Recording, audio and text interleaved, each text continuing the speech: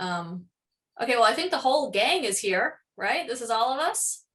So we'll officially start the program for the evening.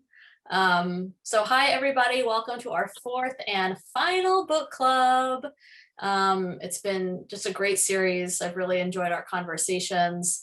This week, we've been looking historically for most of the readings that we've been doing, although last week's was more contemporary, but this week's really brings us right here, right now, and looking at voter suppression in the United States right now and what's going on and why it's happening and who it's happening to, and thinking about ways to respond to it. So for me, I read this book, I flew through it. I think it's one of the most important books I've read this year. And something that Ashley and I were mentioning too is you'll notice when I first picked it up, I was like, oh, this is a thick book.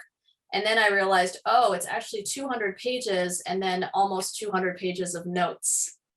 And the reason for that is probably pretty clear. I mean, there's this big lie of voter fraud, which is based in no evidence. And so she had to then produce all of the evidence to explain and show, right, with what she was arguing. She has it's all evidence-based research, it's all fact-based, and so it's all here. Particularly she's calling out politicians and people with a lot of power. I think that to me explains why she would have these extensive notes, right? But in any case, let's get the conversation started. I'd love to hear how you all respond to the book, and wherever you all want to start. I had so many emotions, from getting really just sad and just sick to my stomach at times. And then I got mad. And then I thought I'm really naive, because I really thought that we as a people were better than this. And just to have it clearly laid out the way that it was, that's when I was like, I'm really naive, because I don't consider myself prejudiced, but I do know that I have prejudices. I don't know. It was a very eye-opening, because I thought I had a bigger awareness of myself and, the country and the people in this country, and realizing how much I don't, and just how much I don't realize, and just how much happens. And, Ashley, you were just talking about the illnesses and things along those lines. I'm appalled to hear that. Not what you said, but what we read. So it's very sad that these extremes are taken to keep different segments of the population from voting, just voting. It's just very disturbing to me. I'm having a hard time, honestly, dealing with the reality of it. And although I've seen it, I didn't realize how rampant it is, and how it's been perpetuated, and how it's trying to be sustained right now, and what's going on in Georgia. And just coincidentally, I was looking on Facebook earlier today when I got back, and something popped up with Stacey Abrams doing some sort of a petition right now for the Democratic governors. And the commentary on there, where people were saying there's no voter suppression, that's a silly concept, and just blaming it on Democrats, and saying liberals, not Democrats, is the wording that's being used. And somebody was on there, so of course, I had to get into the Facebook fight. And I was very happy. No, Renee was ready to throw down. Yes, I was, but I was very happy to have this book to reference. And so I did on there, because one guy was going back and forth with everybody, saying, you're just basically like parroting what everybody else is saying. You have no original thought. And so I picked up my book, and I said, and he said, he was telling about 10 people, show proof. So I cited the reference on the book. And with the full title, the author, and everything. So hopefully he's smart enough to where he'll go and get the book and really, and not only that, but for whoever else reads it, but just to be able to have something concrete in my hand to be able to read. And like I said, I'm still in shock by the lengths that people have gone for this voter suppression and just how ridiculous it is. It's just, like I said, it's so disturbing. It's going to take me a week or two to get over it, but it's really, it had an emotional toll on me. It really did. Yeah. Thanks for sharing that. And I think, think about like the way we think about the United States and this country and what we're all about. And we have this kind of assumption, right, that it's one person, one vote. We have this assumption that, it is a democracy, right? And then when we see the evidence to the contrary, it's totally shocking. Yeah. And to see both how kind of brazen and out in the open it is, but also how insidious it is. You said something too, you were like, it's just voting. And so I guess my question was to you is it just voting, or like, what does the vote mean? Do you know what I mean? Yeah. And who is responsible for all this voter suppression? And what are they so afraid of? What are they so threatened by? Right? I know. It's not just the vote, because the vote means who has power. Right? So yeah. And it was just so surprising just to hear about Texas and the Republican wins and stuff with the minorities and the gerrymandering. Like I said, I'm just still just so shocked by it, and I'm still trying to process everything from it. It's just, I didn't think that we were like this. I really didn't. Yeah. So like I said, I'm just more naive than I even realized. So well, that's the thing. I mean, I think we're all naive and ignorant in ways that we don't know. And then when we realize it, we're like, oh my God, you know what I mean? Because again, I think the story that's told to us is we're a democracy, everybody has access to the vote. That's what we're told over and over and again. So why would you think otherwise? Have any of y'all ever looked at the map of the districts in Louisiana and the gerrymandering here? They are wacky. It is. I'm gonna pull it up and share my screen with you guys because it's like totally next level. But Thomas or Timothy, did you guys want to weigh in on the book while I'm trying to find this map? Here we go.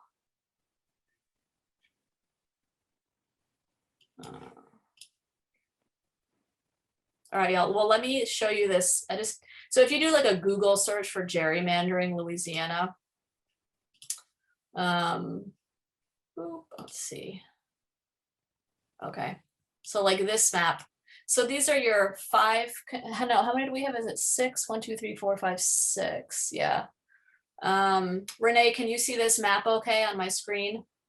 I can see it, but my vision's not that great. So I'll just, just tell me what color you're looking at. Oh yeah. Or you're referencing. I guess my point is like, look at this blue one, this like crazy district that comes from like all the way up from New Orleans up to Baton Rouge. Like, what is that? Like, how is that a district? And then you have this big U shape all around it. Do you know what I mean? Like sometimes it's just like so obvious what politicians are trying to do. Like who in their right mind would come up with a district that covers all of New Orleans and up and then covers like really like the majority Black areas of Baton Rouge, right? They're putting all the Democratic votes together into one district. That's exactly what they're doing.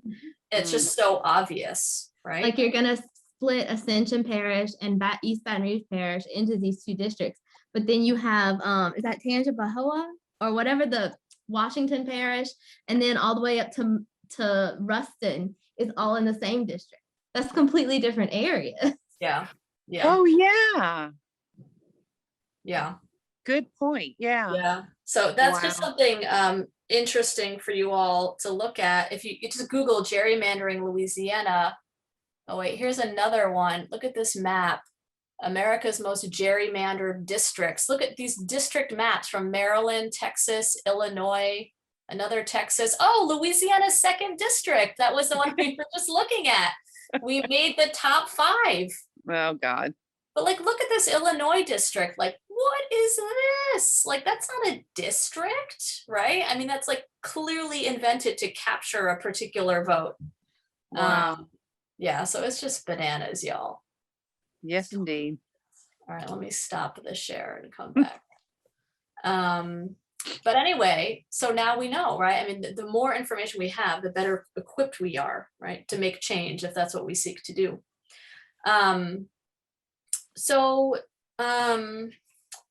Let's see.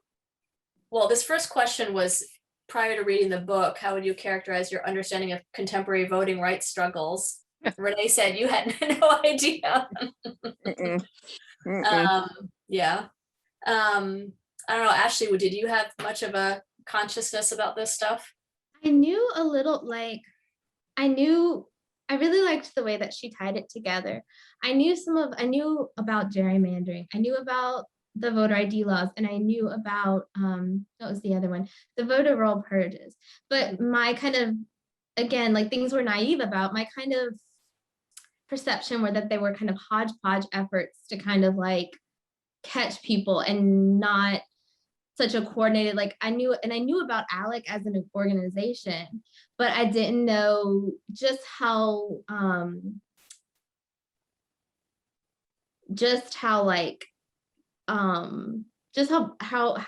of coordinated some of it feels, especially in states like Georgia, Wisconsin, and a couple other ones. So yeah, before I read the book, like I knew about voter ID laws, but I didn't really understand, because for me, I was like, well, I guess it makes sense that you need to have a photo ID to vote. You know, I was like, but then I like, part of me knew, like, I know there's something wrong with that, you know? So, but then to like read about why these changes were implemented and how absolutely devastating they have been, I thought it was interesting to learn about that, right? And at the same time that voter ID laws change, they also do things like shut down a lot of the Department of Motor Vehicles, or shut down the ones that are close to public transportation, so that poor people, less well-resourced people can, or, you know, change the hours so it's only 9 to 5, so people who work can't actually go get that identification. But see, Thomas piped in here saying that starting in the 1970s, these strange shaped voting districts were designed to ensure that Blacks would be elected. But actually, Thomas, my understanding from the reading is that it's the exact opposite of that. All these gerrymandering districts are created so that Republicans, and the Republican Party is dominated by whites, could maintain their power. And it was actually to keep Black people and people of color out of the electorate, and out of both the electorate and people, you know, the representatives. So that's what she's arguing here. She's that actually gerrymandering very much hurts a diverse electorate and a diverse legislative body. It does the exact opposite of that. I think the only single example she had where Democrats used gerrymandering, there was one example from Texas, but everything else was all Republican initiated, and it was to maintain Republican control. Go ahead, Renee.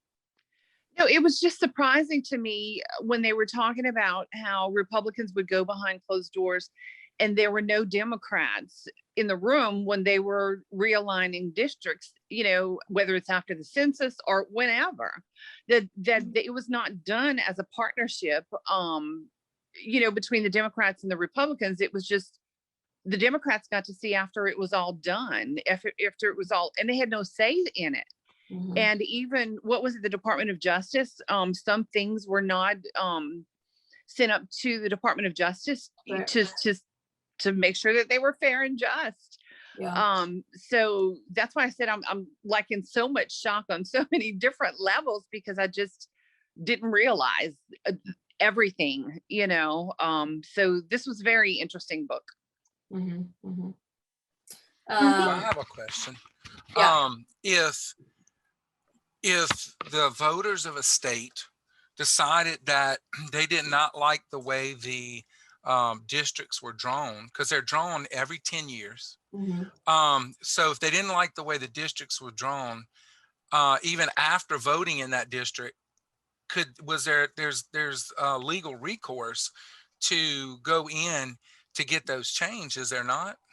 I would say with anything to do with voting, and I would think that if there was a way to do it, a lot of your groups would be putting money and resources toward trying to get that changed. Yeah, that's why I'm thinking, I don't know if there is a way to do it, Timothy. I mean, it's a really good question.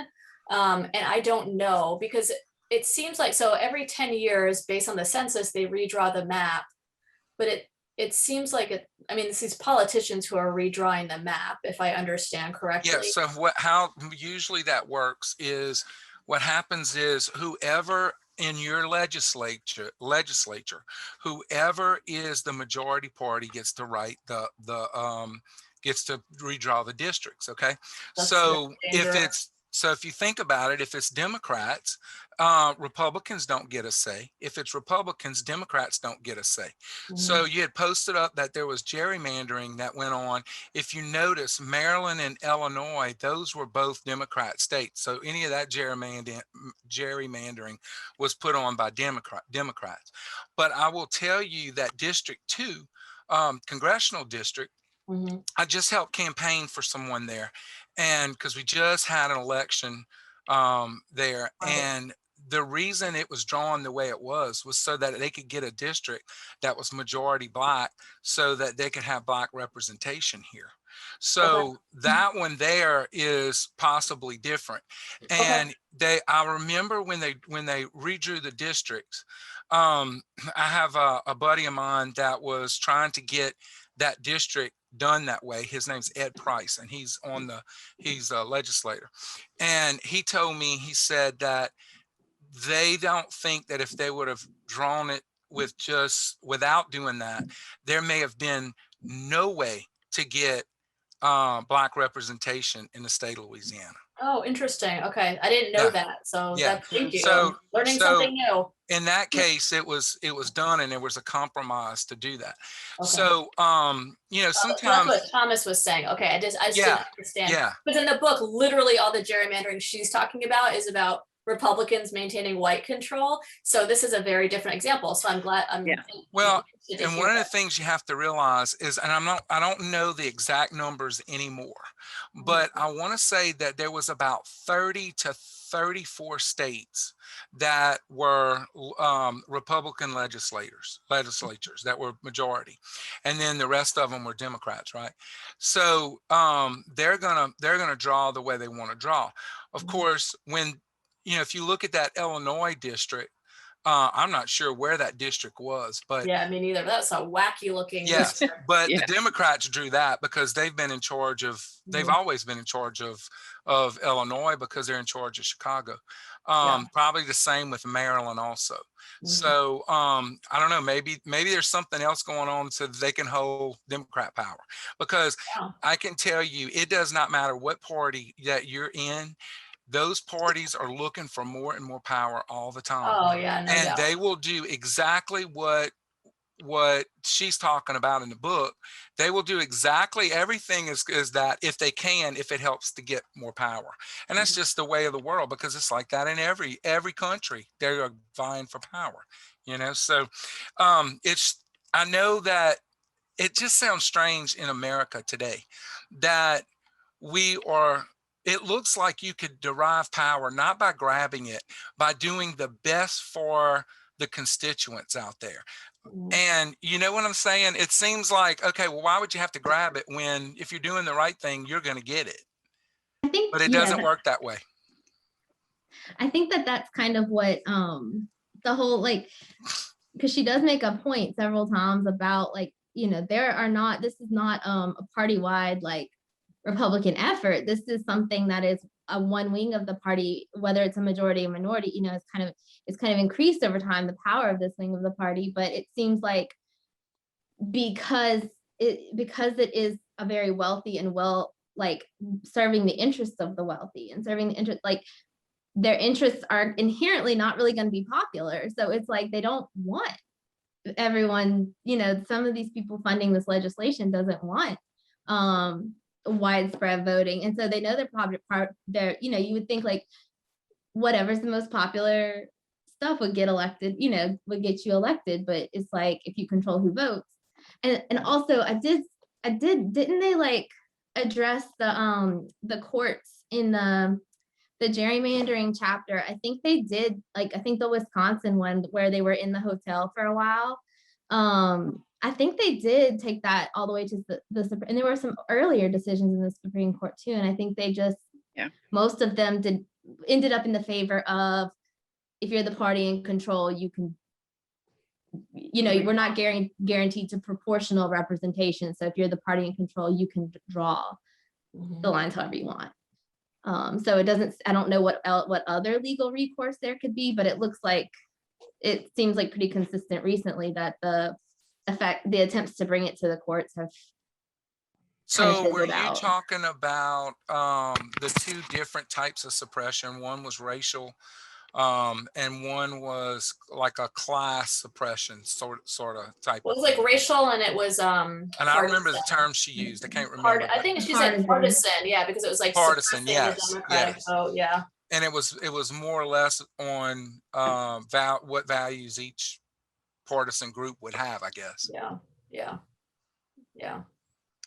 Well, you know, and Thomas made a comment. He was like, everybody has an agenda, and I know, and that's what's sad about it. So how do we get it to be fair? You know, because he is right. Everybody's got their agenda. So how do we get it to be fair for everybody? You know, and when you close the polls early down, or you have a courthouse or wherever you go to register to vote that's only open a couple of days a week or not at all, you know, like I said, all of that was really mind-opening for me, you know. So how do you reach out to those people? And you know, when I was in Laurel, when I first got there, I was trying to find my way around, and I ended up in the public housing area. And when I found my way out of it and, you know, like into town, and listening the whole time to this book, made me think the distance for me driving, you know, from that public housing, you know, if I don't have a car and I live in public housing, how am I going to get there? That's right. You know, how am I going to get there? How am I going to get to the poll? But no, then how am I going to go to register to vote? You know, I don't know. I don't know how do we get this to be fair for everybody? So yeah. Well, and this, you know, you just see how like insidious it is. I mean, it's like how calculated it is, right? I mean, this is all thought out, right? Who are they trying to keep away from the polls? And everything lines up perfectly, so it works out, right? Poor people, Black people, people of color, Latinos, right? Native Americans, like that's who they're trying to keep away from the polls. And that's exactly who gets hit with all these changes in the voter laws or the voting laws, right? Yeah.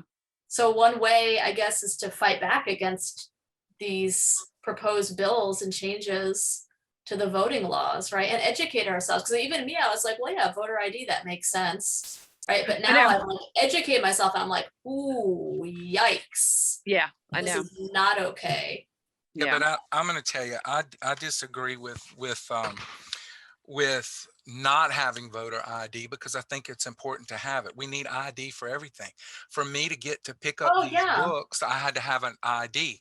I had to have a state issued ID with a picture on it. So does that mean that we need to, every time I go to the doctor, every time I had to bring my mother to the doctor who had, I don't know what she was on, what Medicaid or Medicare or whatever it's called once you get to a certain age.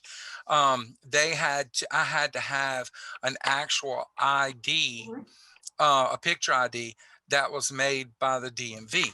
So, and everybody that I saw there had to do the same thing. In fact, before you even got on the floor of where you had to go, you had to give it to them when you walked into the place. So I don't know if I necessarily agree with what, with that you can't, because everybody I know has ID to do everything. and especially the older people. So I don't see how that's a deterrent from voting, especially when we see that the last election that we had, over how many was it, 80 million people voted for Joe Biden, Yeah, okay, for turnout. president. The turnout was large. The turnout for Black Americans were larger than ever. Okay, not just in the amount of vote, but the percentage of vote. When Stacey Abrams ran for governor, I was reading some things about her not too long ago, and come to find out, the Black vote in Georgia actually went up percentage-wise when she ran for governor. And so I'm thinking, if there was voter suppression, and especially towards Black people, how is it that she was able to jump that hoop or jump that hurdle and be able to get so many more percentage of votes than she did before? And then not only that, this year they elected a Black senator just a few months ago. So I don't see how that is totally. I know we got voter suppression places. I understand that, but I'm not sure that it's making such an impact is what people are saying. Ashley, go for it. What does the book say? A couple of things that I thought of was, one, I know that especially for this past election in 2020, and then even in 2018, I think a big difference, and I think there's a little bit in this book, and if just from reading the news back then, there was a huge amount of on the ground organizing. Yes. So there were legal like there were lawyers from like the NAACP's Legal Defense Fund, the ACLU, there to back people up when they needed, when they were having hurdles to register to vote or having hurdles at the polls. There was huge drives to get people to the polls. So I think that's a really good way of fighting voter suppression is, you shouldn't have to organize like this just to vote, but it seems like it's a very effective way of countering voter suppression. And I also think, but I also think it's also, yeah, but I was going to say that I think it's also, it's not, they are also fighting voter apathy also. So when you have those groups that are getting people in, they're also fighting voter apathy and getting more people to the polls, not because it was trouble some kind of way for that. It's just that it made them more aware of going also, I would think, because then the campaigns that I've worked in, voter apathy is a huge deal. Huge. Yeah, there's voter apathy, but a lot of that is because people have been denied the vote and they have to jump so many hoops to be able to vote that they're just like over it. So I mean, it starts, I think voter apathy is real, but we want to think about where does a lot of that come from? And I think a lot of it comes from the way trying to get to be able to vote has been made so complicated and difficult, right? That people are just over it. Does that make sense, Timothy? No, not to me, because I think look, I vote so easy in Louisiana. If I need to go to the DMV, I can go to. Yeah, you have a car, you have money. That's true, but everybody has. Well, not always had money, but everybody has friends and everybody has family, and if they don't, there's usually some sort of way. In fact, not necessarily. Timothy, did you read the book? I did. But I read about 2/3 of it. Okay, but I mean, when you're talking about people who are desperately poor, they don't have cars, even if they have family, they don't, you know what I mean? So, in the state of Louisiana, if you need an ID for voting, you know that they will come and get you. Did you know that? Okay, well, I have some thoughts on the voter ID thing, because like you, I thought, well, of course you need a voter ID, like everybody has a driver's license, don't they, or a state ID. But what she makes very clear here is that number one, we didn't need any of those voter ID laws, because number one, there wasn't voter fraud to begin with. So when people were voting with their utility bills, with their other forms of ID, sorry, the sun is hitting my face in a very weird way right now. That was that what that is? That's what that is. There was no voter fraud to begin with. So to say that you can no longer vote with those kinds of identification is then going to disenfranchise a lot of people. And something else that I really noticed, with people who are issued public housing ID, that's a government ID, right, they can't use that to vote. Why not? Because that's a legitimate form of identification, but who's likely to have that is poor people, right? So they put these extra hoops that like, oh no, well, you have to get to the DMV, you have to get your driver's license or your Yeah, state I would like ID. to hear the reason Right. why they didn't allow that, because if it was a picture ID, it should It be is, it's a accepted, you picture know? ID. Yeah, That's so her did whole anybody ever argument. say why that wasn't accepted? I They don't remember explain it.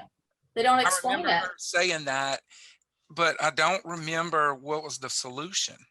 Like there wasn't a reason for it, I guess. It was just it There's was no thrown out reason there and there for it. was no reason. See, that's the kind of stuff to me that we need to fight against. But I'm also wondering, is it the person who gets and what it the person that gets that ID, do they also have to have another state to get that ID? I guess you have to have another state ID, wouldn't you? Yeah. You would think. So you probably have two IDs. Yeah. I mean, the whole argument, y'all, that she's making, and Thomas asked, maybe it's not really a problem. The term voter suppression is a political weapon used by the left. Like, no, like she has just shown you with 200 pages of evidence, like voter suppression is real and it's happening. And there's 250 bills pending in the legislature right now to stop people from voting. I guess I don't know what else to say, but like it's right here. Mhm. Yeah. I mean, it's voter suppression is real. Voter fraud is not real. There's no evidence for it. It's not based in fact. It's based, I mean, that's the narrative that's been created without any evidence. But she has just shown you in 200 pages with an additional 200 pages of notes, all the instances of voter suppression, and literally the millions of people have been disenfranchised in the past 20 years.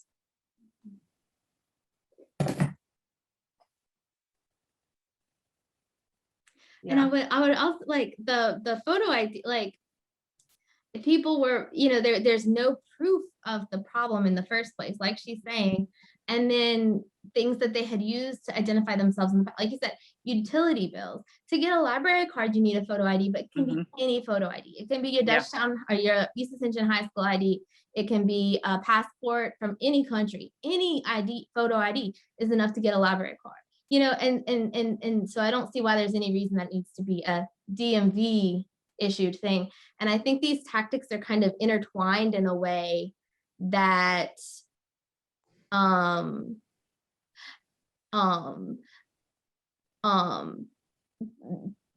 of create this aura of color blindness without, and like plausible deniability almost. Yeah. I don't know, Thomas, about like no standards, because I feel like your right to vote, do you think like somebody's right to vote is something that they should have to prove themselves for, or do you think it's like a right that people have? Because if it's a standard, like I grew up here in Ascension Parish and I grew up middle class, and I think we have a decent infrastructure, honestly, in this parish, decent to get people to where they need to go to vote. But if I had been born somewhere else, and if I did not have access to all of that, from I was 16, my parents took me to get my license and all of that, and people encouraging me throughout the way to make sure that I don't fall off the wagon and stop voting or stop driving or stop being engaged and having my paperwork up to date. Like if I had kind of gotten off of that somehow, like would I not still be entitled to have my civic voice heard? And I don't think, like Thomas, like she's not saying we shouldn't have any standards. Like that's not her argument. And I hope that's not what you're hearing me say. I mean, like we had standards and they were just fine. People could vote with their utility bill. They could vote with their public housing ID. Like there were standards and it was fine. There was no voter fraud. I mean, like in study after study after study of voter fraud, they found literally almost none. So based on the standards that did exist, like that you need, whichever, these 10 documents you could use as identification to vote, the system was working really well. And then all these changes were made to what kind of ID you could use, and that literally disenfranchised millions of people. So the new standards have been absolutely devastating to the electorate. So she's not arguing like, make it anarchy, free for all, anybody go, don't even check ID. I mean, that's the last thing she's saying. But what she's saying is that the standards we did have were working fine. People were able to access the polls. And then all of this stuff, all of this legislation passed. The Voting Rights Act was basically gutted. And then you have literally millions of people who can't vote. So I mean, that's just her argument, right? So yeah, I mean, so was there any voter fraud anywhere in the US? In studies, she has this documented here, in studies that were done, like, you know, in one, and I don't remember the exact number, but like, you know, in 10 million votes, they found maybe 10 that were questionable, right? So yes, has there been voter fraud? Yes, but literally one vote out of 500,000, right, has been found to be questionable in these studies. So again, it's all documented in the book. So again, her whole argument is that this invention of widespread voter fraud is not based in evidence, and it's not true, and it's not real. Does that make sense? Yeah, I thought it was interesting just with the examples that she gave of the allegations of the voter fraud. And trying to remember the name of the guy who said that dead people vote. And so it was a junior and a senior. So the senior was dead, but the way that everything is input into the computers doesn't distinguish between junior and senior. So and they said he never bothered to dig deeper to see, well, what, you know, is there more to this? So yes, the father was dead. So senior never voted. It was junior who did. So John Smith Senior, yes, was dead, but John Smith Jr.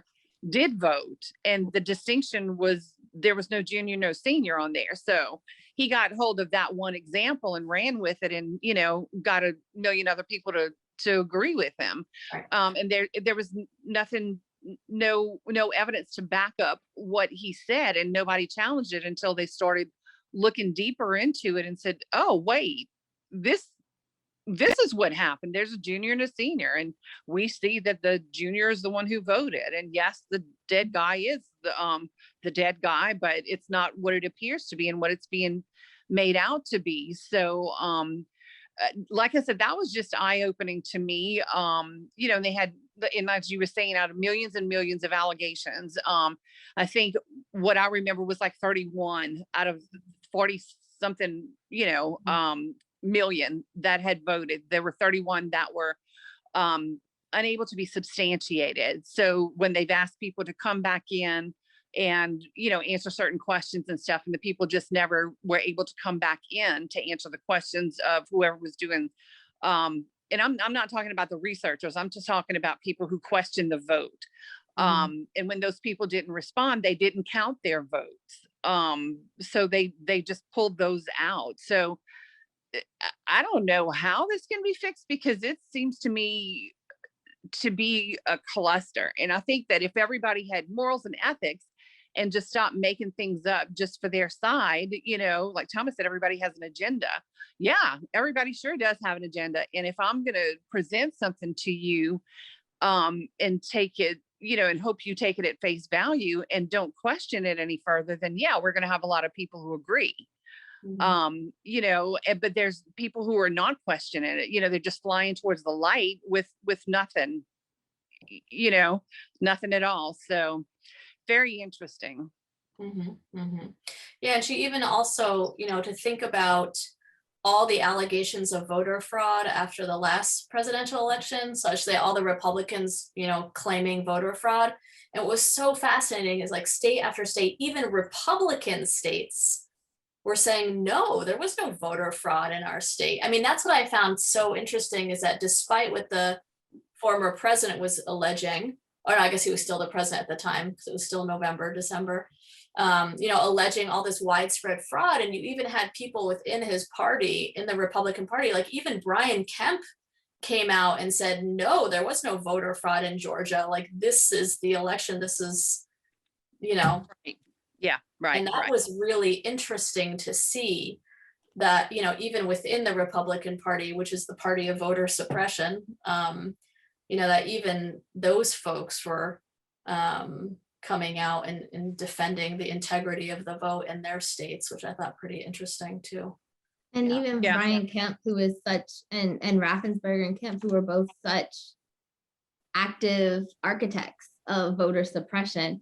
But I think the voter fraud lie is sort of something that people are happy to believe. So, they didn't have to substantiate the claim. You tell the lie or you tell the story before you find out if it's true or not. And you have so many people who want to hear that story that it doesn't get dislodged then. But yeah. Yeah. No, I mean, and this is the thing, right? I mean, people hear the story that they want to hear.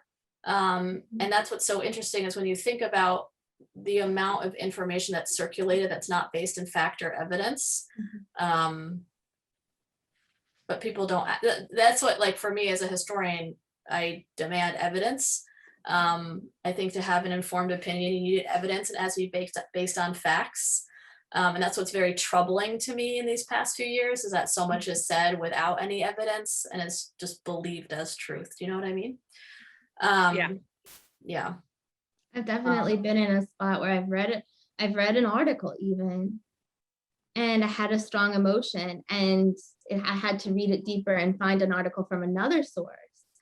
And been really, but I try and hold myself to that standard before I believe something. I want to check the source and collaborate it. And then it turns out, like, when I check another source, like my first article that I really wanted to believe because it made me mad in like a way that felt vindicating was not true.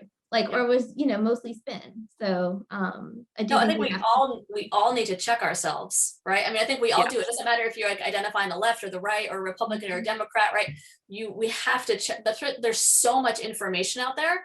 So our challenge to ourselves is to be informed citizens and check the sources. Where is it coming from? What evidence do they have? Because I do the same thing. Like, I just read something and I want to believe it. And then it's like, oh, if you share it too quickly on Facebook and it's like, oh, oops. And then you have to like apologize. But there's this great website. Do you guys know it? It's Snopes.com. Okay, Snopes is, it's a great website. Like, when you see stuff that just sounds totally bananas, like sometimes these like weird conspiracy theories or whatever that will start circulating in out there in the ether, go to Snopes and check it out. And Snopes, what they do is they do all the research on where the story has come from, and they tell you if it's true or not. And they like put the whole thing together. It's really cool. I mean, it's like, it's not a partisan thing. I don't think it's either left or right. They just like get the story and then trace all the sources all the way down. It's pretty neat. So anyway.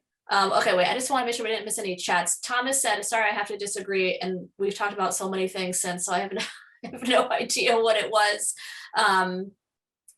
Do you want to chat in, Thomas, or like we can talk more about what you were disagreeing on, or what your thoughts were on that, on whatever it was?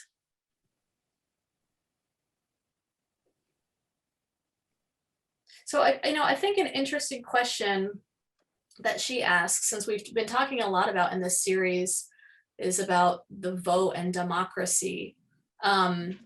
This question here from the discussion guide says, how does the voter suppression described in One Person, No Vote impact your own view of American democracy? Or does it impact your view of American democracy, right? I don't know. What do y'all think? I think our representational government is probably in some places more representational than others. And as a whole, depending on the environment, places like Oregon where they're making it easier to vote and that kind of thing. Whereas places where it's harder to vote, where they're putting limitations, it's going to be less. So our representational democracy, our elected officials, our republic is not necessarily as representational across the board of who we are and what we want. And that has big, like, one thing that I found, I don't think she was super claiming that the 2016 election would have happened differently if all of this legislation and on the state level hadn't happened during the Obama years. But I think it's something that she wanted readers to kind of think about. And you think of how many things, changed because of who is the president. And then, even on the local and state levels, I think our democracy is, we don't necessarily put into power who we want to put into power. It's sort of engineered in a way.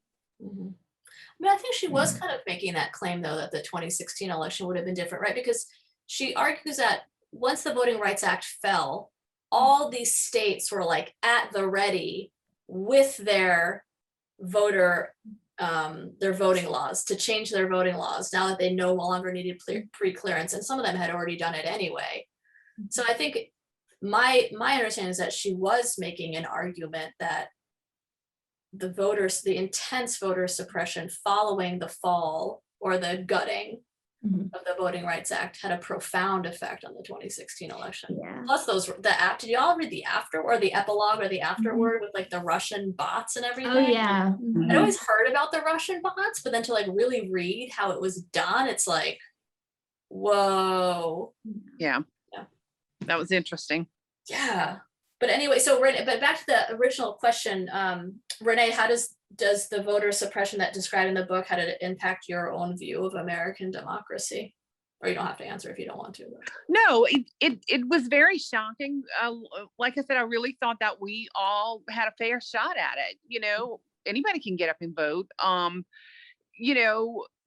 having read the book and then, like I said, driving in Laurel and happening to take a wrong turn and ended up in the projects and thought, wow, I'm in the projects, and then just trying to find my way out and then back into town because I took a wrong turn, and then started thinking about it, and I was just like, I kind of see how it is where people can't get to, because it's far to get from these projects into town, to vote and everything. And it just had me thinking, so kind of adding to what's going on currently in Georgia, where they just passed these laws where, the polls are going to close down.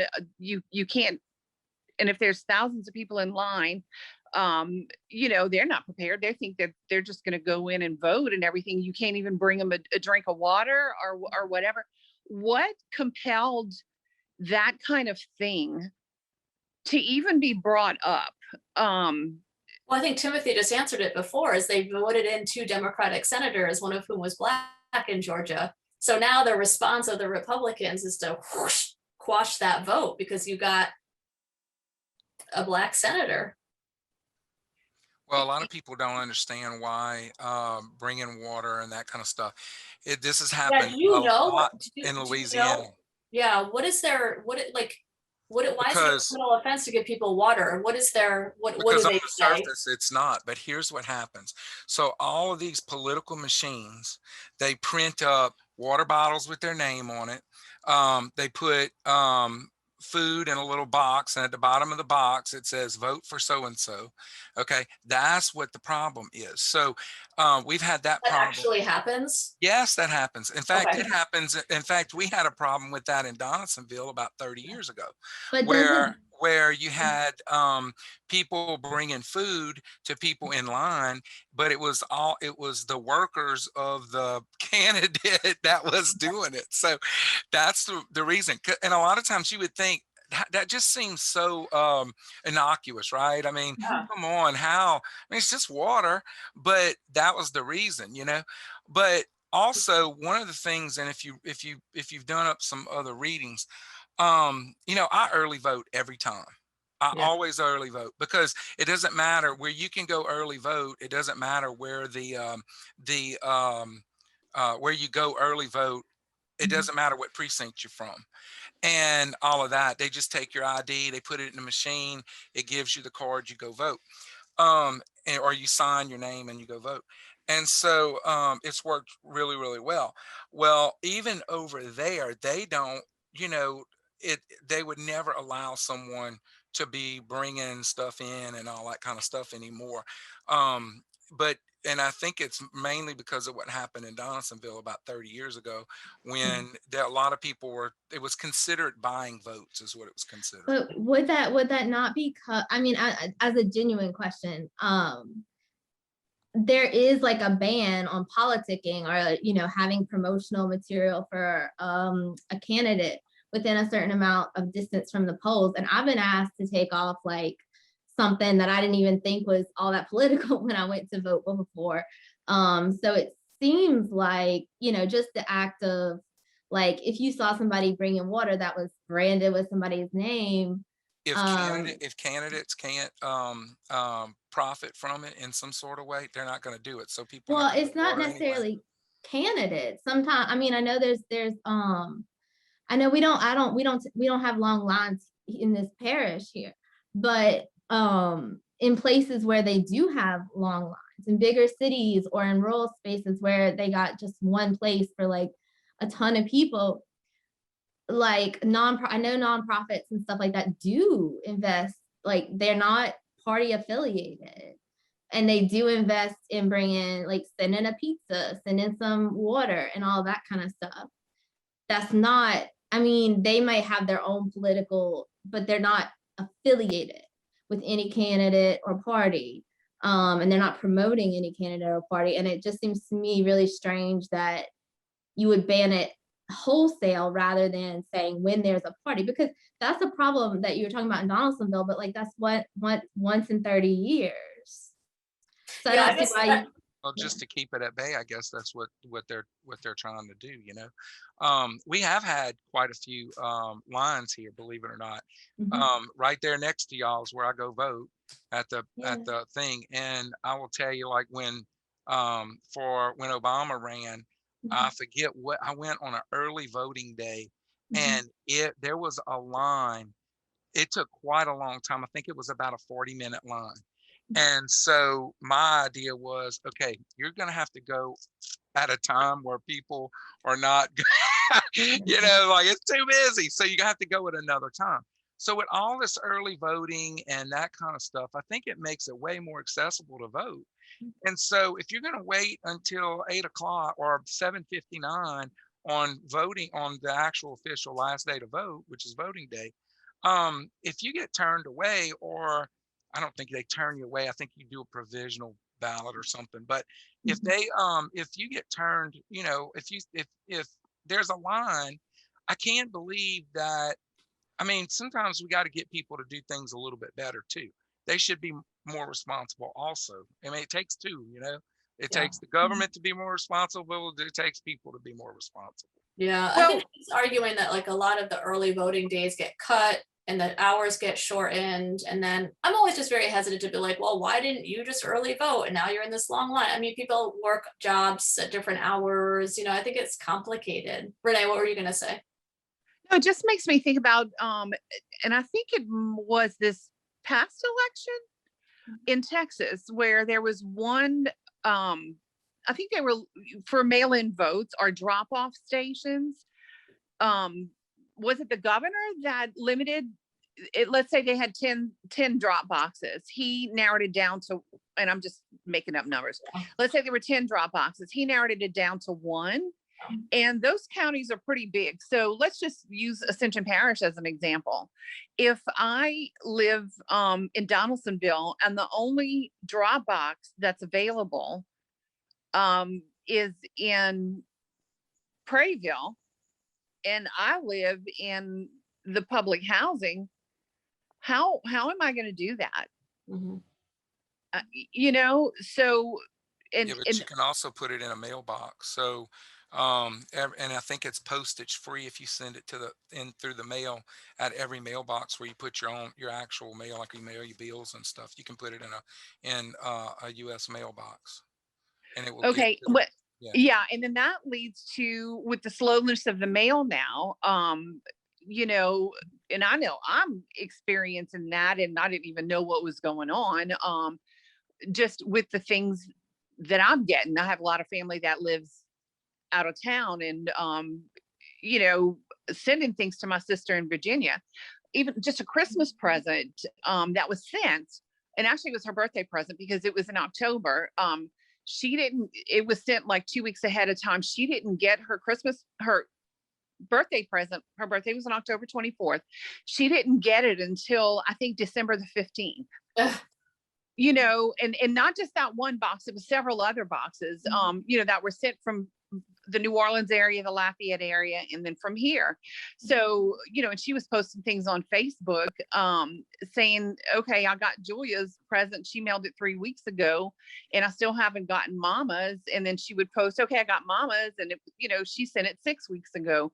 So just things like that, even regular mail, birthday cards, you know, like between me and my niece in Alabama, are not coming timely. So, you know, let's say that gets to, let's say, you know, I drop off my ballot in Donaldsonville and in the mailbox, and it doesn't get to Prairieville until 3 days after, you know, the polls close, the election's over and everything like that. And I know that they're making stipulations for certain days, you know, after, you know, we can say like maybe 4 days after the polls close, but we won't, I'm making that up too, but we won't take anything after that. So then my vote's not counted. So that's why I said, y'all, this is really complicated. And I don't know how this gets fixed, because I really do feel like everybody, and that's why I said I'm really naive, because I really thought that everybody really had an opportunity to vote. And, you know, it's just not the reality, you know, for many. So it's just kind of scary. I know a lot of people who were frustrated with the past in 2020 who voted by like who did you know, they dropped their ballot off, and you can check on like the status of your ballot, but once you've done it, like you have to wait for it to, you know, to be received. And I knew some people who were like, why is it not, why have they not gotten it, you know? Yeah. So I and even just having one experience like that might make you hesitant maybe to try it again. I don't know. I think something to keep in mind though too, you know, what she's arguing here is like, certainly like, yes, people need to take responsibility and, you know, follow, you know, do what they can to try to vote. But her larger argument is that we have these systemic issues, right? That are keeping people from voting. And it's not a coincidence that the millions of people who have been disfranchised in the past 10 years, right, are people of color, are poor people, are the elderly, right? That like that this is a systemic issue that's been happening. And so, and she gives us plenty of stories of people who do try to vote, and the hurdles and the hurdles and the hurdles that they have to jump over to vote. And it's completely absurd. And all these hurdles have been erected when there was no reason for them to go up in the first place, because there wasn't a problem with voter fraud. So I think something else to really think about here is her argument that she's making about systemic problems, because it's way easy to be like, oh, well, just get to the polls on time. A lot of people can't get to the polls when they're open because of their work schedule, or they don't have a car, or they live in a rural area and the polls are 25 miles away, right? So I think it's really important to really be like hearing her and how she's showing with evidence and 200 pages of footnotes what a systemic and really deeply rooted issue this is. You know, and then thinking about, you know, as Renee keeps bringing up, like, how do we change this? What do we do? Because this is like happening right now all over the place. People are being disenfranchised, and people who should be eligible to vote, right? Oh yeah, like in Texas with all those people who they said were not citizens, and then when they went back and looked at all the immigration and naturalization records, they actually, you know, at least 60% of them were citizens, and oops, the records were wrong, right? I mean, it's like this problem of like record keeping too. You know, it's just like a hot mess. Yeah. You know, and I think about people in nursing homes too. You know, so not everybody, and you think about all the lonely people who don't have family or do have family, and their family doesn't go to see them. So do those people, having thinking of saying it like that, then do those people have a way to get to the polls? Most of them may not drive. Can they take their little nursing home van, and put 20 people in there and take them to the polls? Some of them may not be able to, and that's where the ballots would come in. But who's helping those people? So it had my mind all over the place. So it makes me think about the books at the library, and I think it's reference material only. And there's tons of stuff, but I think, and Ashley, you can correct me if I'm wrong, but it's something like an opinion for, an opinion against. The PAR guides, the public, those are great. Is that it? The public? No, but that it's similar to that. And I know at Dutchtown, at that branch, there were some books not behind the reference desk, but they're black books. And so it'll talk about, the Middle East and the Jewish and the Palestinian problems. And it talks about an argument. It's called an argument for and an argument against. It's the there's a few of them. There's like a current issues, or current controversies is one, or I know what you're talking about. They're like this. Where's my camera? They're like this thick. Yeah. And they're like, have it on the spine, and they have essays for and against. Yeah. Yeah. Yeah. Those are actually, you can check those out. Oh, okay. But so the argument for and the argument against, I feel like, we're not given accurate information. And most of us, we watch the news. So if we watch Fox, we get one message. If we watch any other station, we get a different message. If we get on Facebook, we see that too. And I definitely don't get my news from Facebook, but where do we go for the truth? Because I just feel like everybody should have the truth and the facts, not just something fabricated, but how do we make it fair and just for everybody?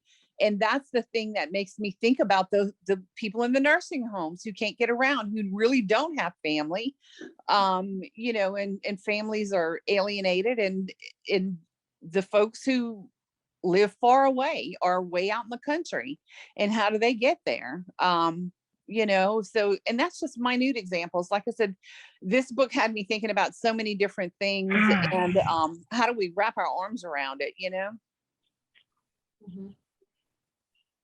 Well, yeah, I mean, that's great though, because what we want in this series is for books to spark conversation and thought, and even if it spins you into a crisis, I'm sorry, Renee, but it's good that it's like making you think so much, right? I mean, that's what this is the whole reason for the series, I think, is to be like asking these questions and thinking about these things and confronting things that we didn't know before, and challenging us to think about this stuff.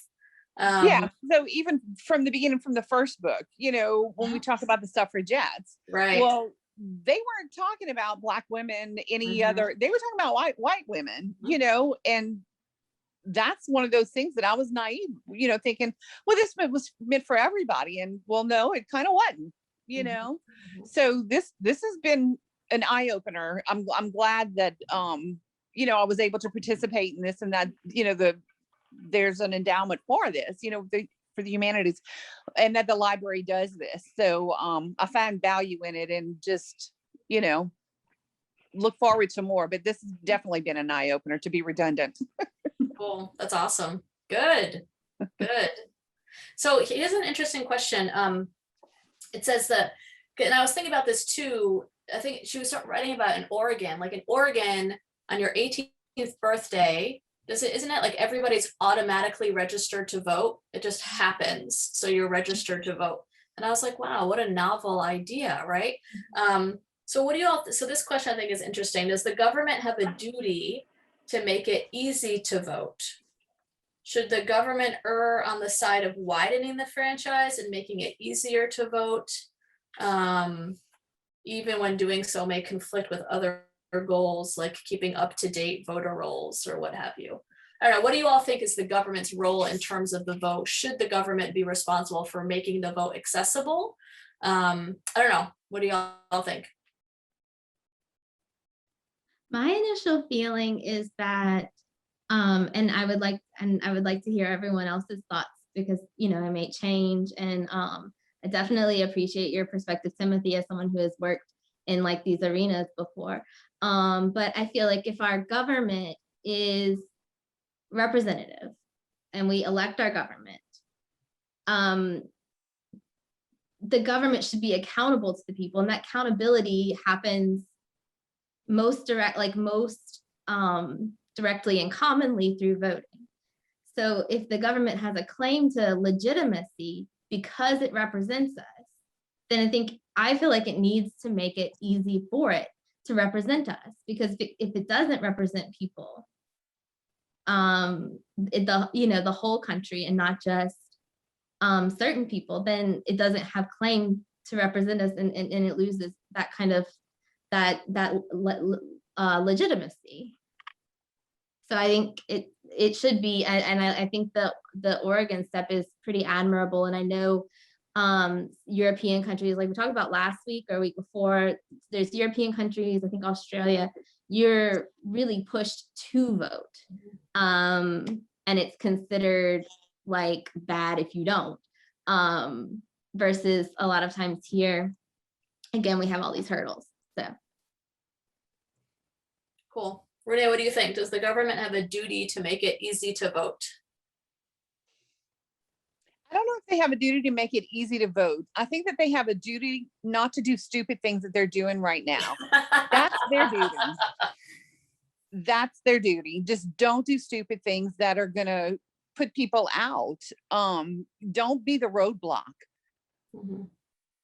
So I don't have a better answer because I'm too fresh in the moment, but that's how I feel. I don't know about a duty, but I know what they should not do. Mm-hmm. So what do you think, Timothy or Thomas? What do you all think? Does the government have a duty to make it easy to vote?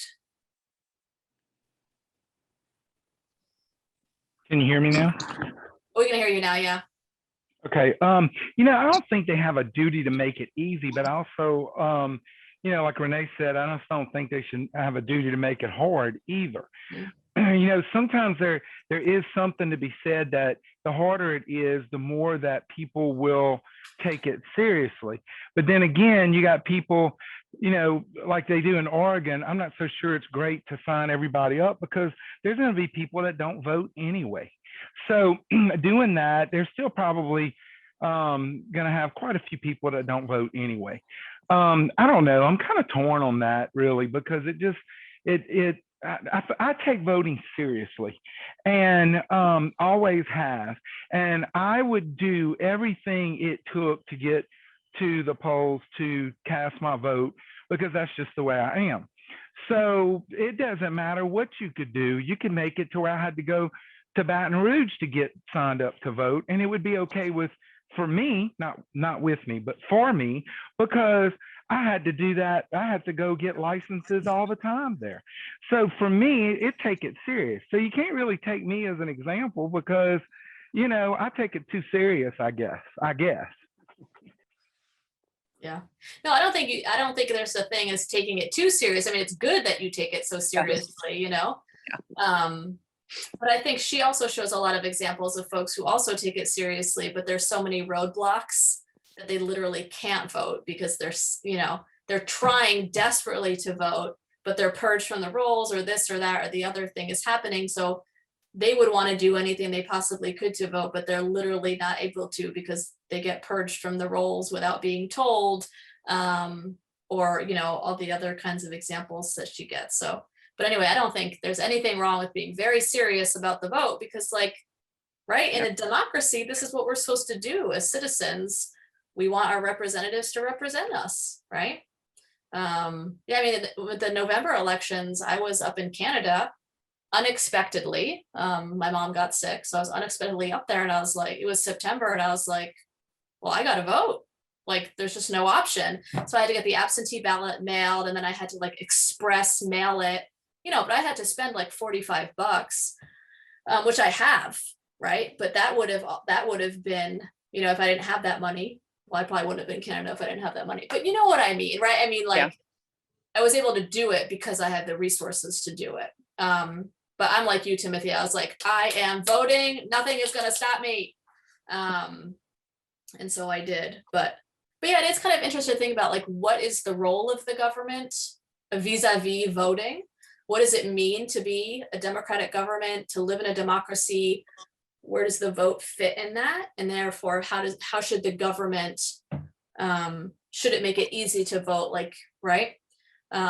Thomas, and if you want to pipe in on this question, please do in the chat. Hey, I'd like to add to that. I will say what they need to do, some of the things that they need to do. I don't have a problem with voter ID. I think it's important for me to make sure that, you know, the person that is voting, we know, I mean, because everything takes an ID now, but they should be taking any government picture ID that is available. And we need to get the right of felons to be, you know, former people that were inmates in a prison or jail or whatever. Once they have the ability to get out, we need to restore the rights back to them. You know, we need to I don't know if we need to make it, like you said, easy or hard, but I do think there are certain segments of this society that should be getting their right to vote back, right to vote back. And I also think that I don't know, maybe they started doing it. Remember when you first started the little stickers, I voted today, which I guess if you see I guess if you see those little stickers, it's a little too late to think about it. But you know, I think that every state and maybe even every parish, county, whatever, should push voting a little bit more. One of the things that I will tell you that I absolutely hate, is that, okay, so we had an election, a week ago, for the District 2. We have another election coming up in Ascension Parish in the next, I don't know, 2-3 weeks, something like that, 21 days. And there's another election for our parish. All these little off elections that we have, I am not in favor of those at all, because the turnout is so low. Sometimes it's 15, 16, 17%. And I think the government is doing a disservice by having those on there. Now, I will say this, there is a push to go back to get rid of jungle primaries in Louisiana and go back to the normal primaries. And if that happens, then you will actually have springtime elections. And with springtime elections, when you have a lot of that situation coming up, more people will start to vote in those springtime elections, which means a lot of these tax initiatives and some of these other things that they put on, resolutions that they put on and all that will be better attended if that happens. And because what we'll have is we'll have two elections in the spring, because you'll have the beginning election and then you'll have the runoff, and then you'll have the general election in the fall, and then also a runoff if needed. So I think that might actually help get voting up in this state for all these little baby elections that we have in March and April. Mm-hmm. Yeah, I knew that voter turnout for those kind of little mini elections was just like notoriously terrible. Well, if you think about like, thinking about like how difficult it already is for folks to get to the polls, you know, and everything for the general elections in November, then like 3 more times, right? Because people aren't given the day off of work, like none of that, right? Or unless they're on the weekends. I don't even know when those little mini elections are. They on the weekend? But still, people work weekends. I mean, always on weekends. The only time in Louisiana that we do not vote on a Saturday is every 4 years for the presidential election. That is the only one we do that we vote on a day other than Saturday. But again, you know, now with all the early voting, I think, what do we have now for early voting? Is it 10 days or 11 days of early voting? And they're open on Saturdays. And I've actually heard that the person here that's in charge of that she said that there might be a way that they're going to do Sundays. Now, I don't know if that they did it this last time or just whatever, but they're starting to expand the early voting too. So it does make it easier for people to vote. I love early voting. I really do. I think it's the best thing they've ever done. Yeah. Yeah. Early voting, mail-in voting. I'm all about it. I'm like, great. Yeah. And one thing that I thought of, and this is just my ignorance on it, why are we not consistent throughout the United States? Like they were talking about the hanging chads and all of that other stuff in Florida. So why do we not have one consistent thing throughout the United States? Because back then I thought, who still does stuff like that?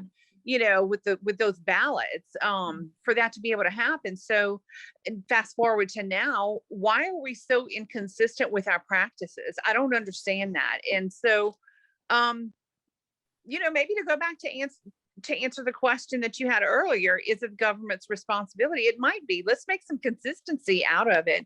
Just about our voting practice. I can answer that question. Please. Is it a states' rights? Is it a states' rights answer, Timothy? There's no federal voting machines. It's not a states' rights kind of thing. What it is, when the Declaration of Independence and the Constitution was brought in, each state was considered a nation. Yeah. Okay. And so they had there are very little guidelines. I mean, Constitution's great because it allows for a lot of things, but there's also very little guidelines on certain things, right? And so the states came up with their own voting thing. That's why in the book she talks about Mississippi and stuff like that. They were able to come up with their own voting situation because every state has its own constitution and it was considered its own country at one time. We got away from that many years ago, but we still keep things because of the Constitution. I think it's the 9th or the 10th Amendment, whichever it is, that things that aren't regulated by the federal government are going to are left to the states. Yeah. And because they always thought that government was better, that the more local government was, the better it was. The more decentralized. Well, in some cases that was never true. I mean, just look at the suppression. We talk about voter suppression. I mean, look at the voter suppression of blacks. I mean, literacy tests, poll taxes, all those kinds of things. I mean, that came up as a state deal to keep people from voting. So there it is, and we can do it better without having to go under quote unquote federal control.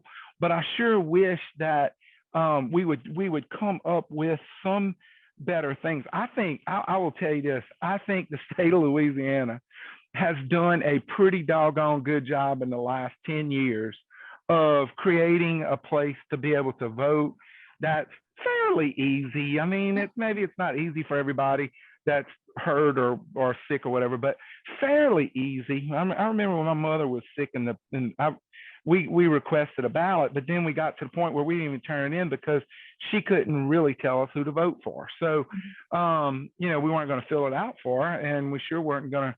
She really went down further than we thought. Yeah, I don't know. I just think that Louisiana has done a really nice job of taking care of us, I think. Is there going to be problems? Of course. Right. Well, yeah, and you'll notice like Louisiana is not in this book. Georgia, Texas, Alabama, Mississippi, they're all in there. We're not in here, which is not to say that we're perfect, right? I mean, that literacy test from last week, was it last week or the week before? I mean, that was Louisiana 1960s. We were just as bad as the rest. Yep. But something else that Timothy had mentioned earlier too is ex-felons and voting. I mean, Louisiana, was it just this past year? We changed the law where folks who had served a felony conviction, if they had stayed out of prison for 5 years, can now re-register to vote. So, Louisiana, that's a good thing. Good job, Louisiana, so. And you know what? That went through with a pretty high percentage too, by the way. Yeah. So that means that the majority of people in Louisiana understand that when you get out of prison, you should have your rights restored. That's right. Because it's like the government is saying, hey, look, this person's good to get out because we're letting them out, that kind of thing. Yeah, and that's a whole rehabilitation model. And I think Thomas, I remember from last week, had chatted in about that as well, right? Is that people serve their time and then let them carry on with their lives, Mhm. right?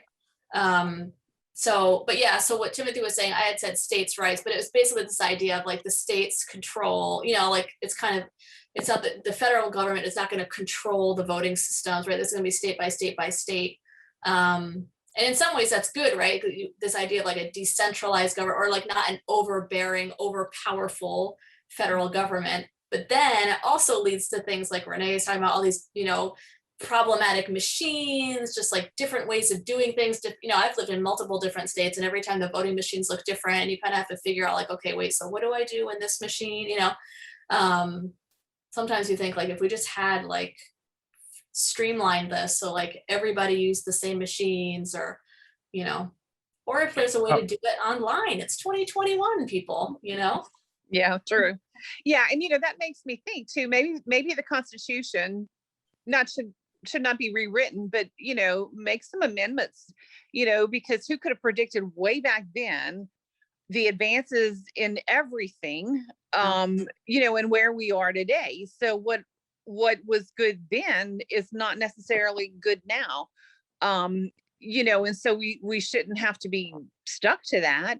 Maybe we should make some smart decisions and do, just like I said, what was good for us then, it is not necessarily good for us now. So, yeah, it's great, it's the Constitution, but Hey, Renee, to add, I'm sorry, go ahead. I didn't mean to interrupt you. No, it's okay. Finished. I'm just thinking, just that vision wasn't there. And I mean, God, our vision now today, what's going to be around in 20 years? Look how fast things are changing.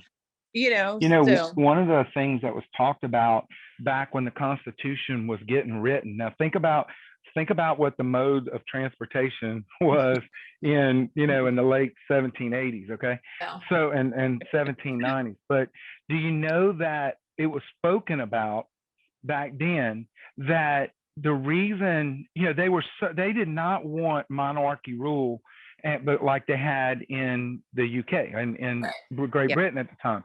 So one of the things that they set up and was talked about is that if you don't like the laws in one state, you can move and go to another state. Now we think about that now, and it's like, well, that's not,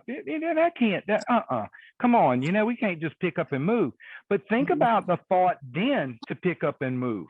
People picked up and moved all the time, but you had to hitch the livestock to the wagon, and you had to get a team of mules to pull it. How hard was it to move back then? Yet people moved all the time then. And it's really something that back then they were saying, but if someone doesn't like the laws in one state, they can move to another state where the laws are not the same. So I think that's also one of the feeling in some of the books that I've read about that, some of the feeling that you have back then, which is, can you imagine that? To me, think of the thought of that. That is a very progressive thought for the 1790s, I think. Was that very common? I mean, my understanding is not like that people would like pick up and go all the time, though, would they? I mean, I know we had like the Oregon Trail and all that in the 1800s. Yes. If you go look at all these people, they moved from Virginia to Kentucky, from Kentucky to Ohio, they did it all the time back then. Yeah. And if you read, I mean, think about, any of the Daniel Boone, Andrew Jackson was in Tennessee, but he wasn't originally. I think he was in Virginia or North Carolina or something, and eventually moved to Tennessee. Yeah. Most all your people back then, if you read biographies, so many of them moved from one place to the other, and they didn't move just once. Lots of them moved like 2 or 3 or 4 times. Yeah. I guess like I'm thinking about like my people I know in my own life, and thinking about how many times I've moved from state to state, or like, when you think of it as like human circulation, where like we're constantly, it's not that unusual, right? To be like moving from here to here for school, for employment, for. So how many mules did you have to hitch to your wagon? I had so many mules, you have no idea. And then they died on the way. I got cholera, trying to remember all the different things from the Apple Oregon Trail game. Okay, y'all. Well, we're at 7:30, so I want to be respectful of everybody's time, and especially Ashley, who's at the library and probably wants to go home. So that is going to conclude our conversation for tonight, and our 4-week series is over now. But I have really enjoyed talking with all of y'all. I've enjoyed the conversation and the insights. I've learned a lot from you all. So thanks everybody for participating.